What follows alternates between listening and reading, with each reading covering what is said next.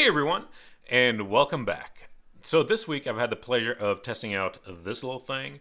It's a Data Center SSD, old one from about 2013. At least these were manufactured in 2013. I bought them used. A funny thing is, I actually checked the endurance, how much they had been used. They were all at 0%, even the ones that have been active essentially 24/7 since 2013. So it was, endurance-wise, it was definitely worth the money I paid for these. But let's see if it's even worth using. So the first thing I did was I tested 4 versus 6 versus 8 in RAID. I did this with U7, V7, and K1. And as expected, it's faster the more you use, but it's not actually... There isn't that big of a difference between 6 and 8 in these tests. Plots per day, we're looking at 82 and 83. And this is with an NVMe as T1. Moving on, I tested them as both T1 and T2. And obviously, the performance does take a hit. And here we actually do see a slightly bigger difference between 8 and 6. It's still very, very respectable, around 20 minutes. And again, this is in series. This is an average. So in series, 8 of them actually give you 70 plots per day, which is not bad at all for these very cheap drives. Since these are capable of having a sector size of 4096, I went ahead and tested 512 versus 4096. I was actually expecting a difference. It wasn't that big of a difference that I thought that there would be. The difference that we can see here, 5 seconds, it may just be a rounding error due to having too few samples, essentially. Moving on, I tested U7, V7 versus U8, V8, and U9, V9. And I was actually surprised to see that U9 was the fastest. They are all very similar, but we do see a tendency towards faster times the bigger U is when using these drives as both T1 and T2. So I also tested these drives with RAM as T2. And the interesting thing here is that it's the opposite. We have U9 being slower than U8, and this is a considerable difference here. The U9 V9 was 1024 seconds, whereas the U8 V7 was 932 seconds. So how did these compare to the hard drives that I tested a couple of weeks ago? Well, if you look at the results, these are both done in U8 V7.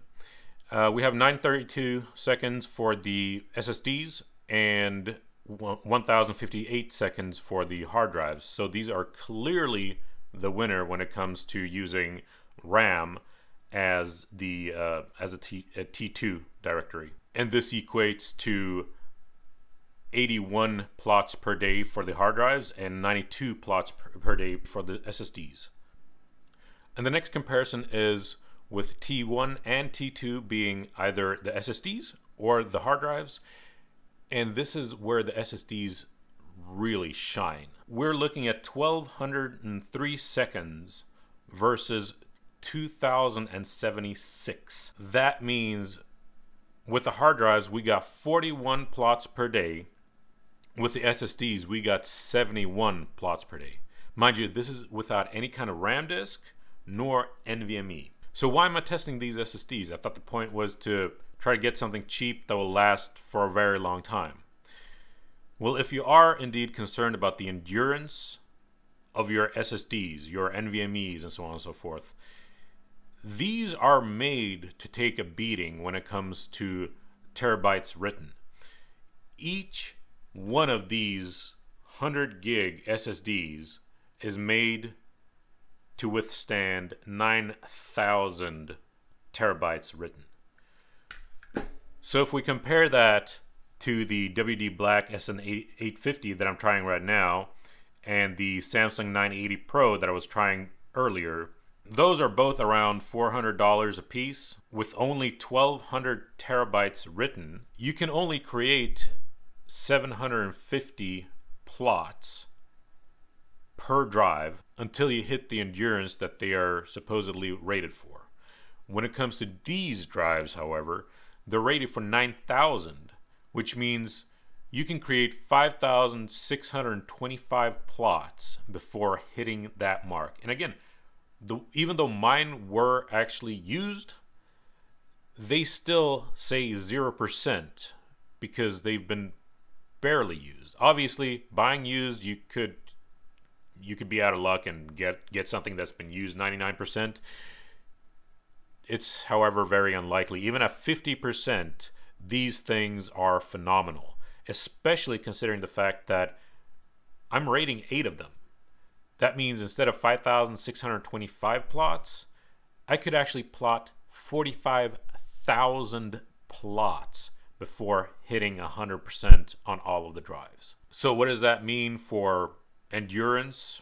How many plots per dollar spent can you get out of these? Well, 312.5. Now, I'm not a mathematician by trade, but I'm fairly certain that this chart right here is saying that these SSDs are a little bit better than the NVMe's when it comes to this.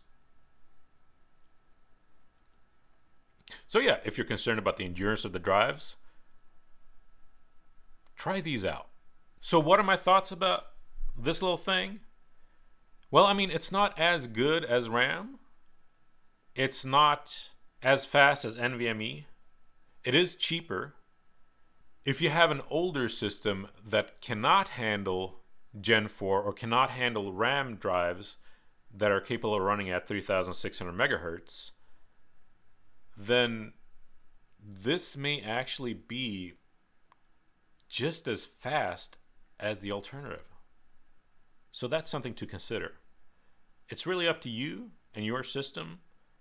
But for me, this was a very pleasant surprise. So today's my birthday, and I'm going to celebrate by heading to New York for work for 2 weeks. So I won't be posting anything for about 2 weeks. But when I do return, I will be looking into a SAS-3 SSD that on paper looks phenomenal. Question is how well it works with the MadMax plotter. So if you're interested in that, you're going to have to wait 2 weeks. Sorry. See you later.